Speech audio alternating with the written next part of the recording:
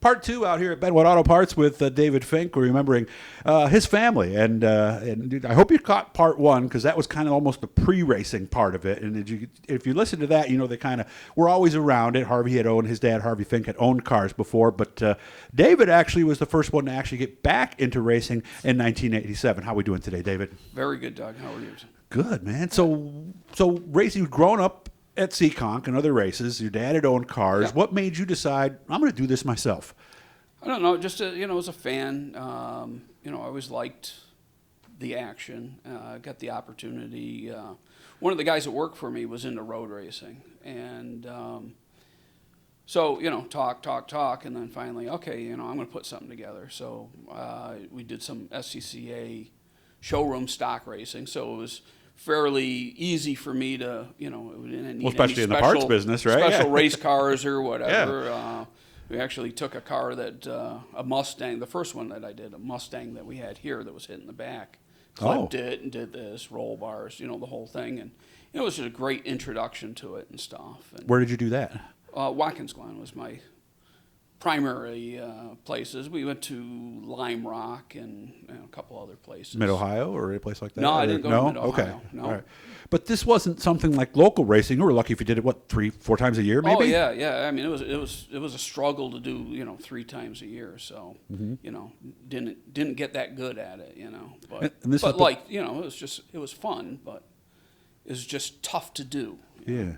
And I would imagine, too, especially at a track like Watkins Glen, you did the long version, right, with the boot and everything? Oh, yeah. Okay, yeah, whole different, yeah, it's the... Toe of the boot, the whole deal there. Yeah, downhill and all that. It was a blast to drive. Before the inner loop on the backstretch, right? Yeah, where you really get some I've speed, never right? driven in the inner loop. Yeah, because by the time I was done, that was...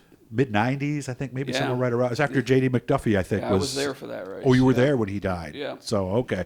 So that had to be tough because this was back when foot clutches and everything. I mean, remember Ricky Rudd, they used to show his foot kit? Yeah, we used to do heel toe. Mm-hmm. Yeah, used to know how to do that. Really? Yeah. That had to take some time, I would imagine, to get to that point. You don't want to blow your engines up when you downshift, so you better learn it. Yeah, downshift early and before rev limiters. Yep. Oh, yeah, before all the neat technology, yeah. So that was common? You'd see somebody in front of you just you boom. Basically needed to know how to do that stuff. Okay. If you were going to do that. How long did you do that?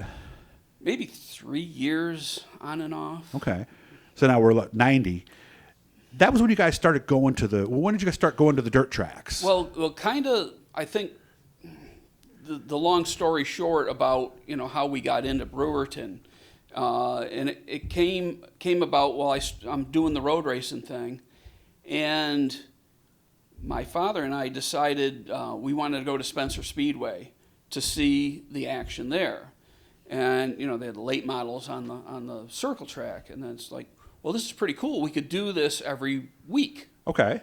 So you're more scouting for you. Well, yeah. I mean, I kind of dragged him along, and he kind of got excited by that. And it's like, well, this is cool. Maybe we can do something, every week. Have some fun with that.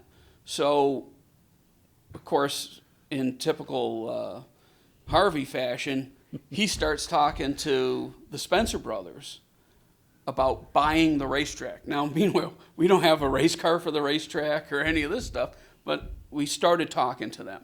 And it kind of set in motion the idea of the racetrack thing. And, and I was kind of game for it, too. It sounded... I'll bet, yeah. Sounded like fun and, what have you. And that kind of came and went for a little bit, and then, it's just... It didn't happen, of course. Okay. Well, how'd you run into Brewerton then? So, well, here we go again.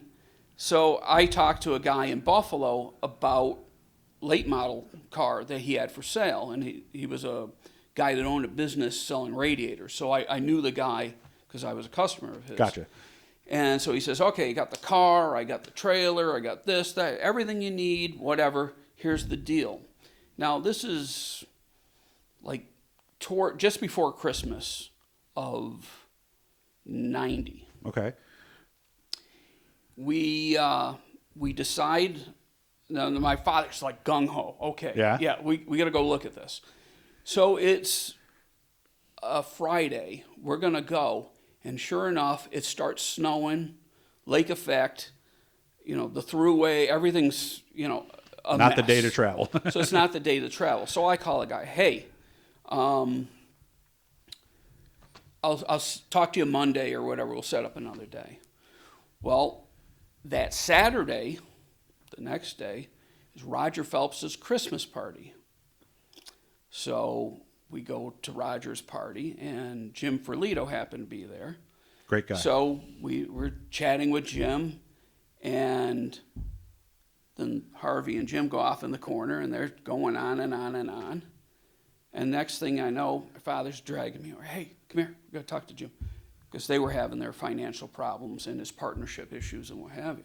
So next thing you know, Brewerton Speedway is on the table, just like that. And it was from Roger's Christmas party. So Okay. that's how that all started. And then within a couple of months, The deal was done, and the deal was pretty much, in the bag. so you guys really did come in pretty green to local dirt racing, very didn't you? green, very green. I mean, no real experience at any of it. Yeah. And track prep, which leads to another great story that most people don't know about. So meanwhile we make the deal. We got whatever the groundwork laid out. So even before we had closed on the deal, I took a trip to Daytona for the promoters meeting. And like I said, we know nothing about racetrack prep, any of this. Well, I go to a seminar on racetrack prep, and it's one of these like in school the large group instruction rooms where it's tiered. Well, sitting right here behind me is Earl Baltus from No kidding. Eldora. So meanwhile, he's not a panelist in this thing. So they start chatting about racetrack prep. Well, of course, they start deferring stuff to Earl. So I turn around, hey, Earl, tell me, listen, all the years of school, whatever, I never took notes on anything. Yeah. I got this notebook. Everything that Earl ever said to me, Really? It was right in that notebook, wrote down. And I came back and I handed it to my father. I said, here's how to do it. Figure this out, Yeah. with a sheep's foot and this, Yeah. that, and just all these nuances that Earl had, Interesting. that I put on, could convey to paper and handed it off. And that was kind of like the start of, what have you. And of course, we learned from, so Eric Kingsley was a great help, back at that time, and, some other people, to chime in and stuff. But that's kind of the genesis of all of that. A thought entered my head while you were explaining that. I would think that somebody to prep a dirt track, his farming experience with equipment must have helped tremendously. Oh, yeah. A lot of that, kicks in to You're say, tilling the ground, you're planning. Moisture, this, that, Yeah. how to, whatever. So, the years of farming, of course. It definitely helped. Yeah. Nice. For sure, yeah. Do you remember the first night? Oh, yeah. It didn't go well? Why? What was wrong? No, I think if I remember a weather issue, too much water. Mm-hmm. We might have put too much water on too. And then it rained. So there I you don't go. remember Yeah. because, I'm running around trying to keep everything else, the race. A lot of moving parts. Because initially when we started, I was running the race program and Gotcha. stuff, and he was concentrating on the track prep. Gotcha.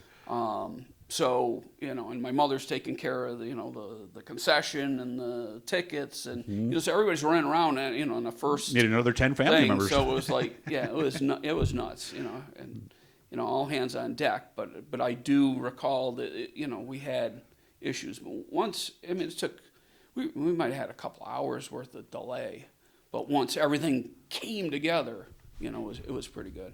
We're going to leave it there because already time is almost over. So we're going to pick it up in 1991 in the next one. I don't know how many segments we're going to do here, but obviously it's going to be more than just a few. There's a lot of stories. Well, that's why I wanted to make sure we got together. Yeah. So make sure to keep looking, guys. I'm going to kind of run these once a week and kind of get you in, hit that bluey down there. That way you don't miss any of these. So we're going to pick it up in 91. They got a racetrack. They don't really know what they're doing, but they're going to be fine in the long run. Thanks again, David, for your time today. Thanks, Doug.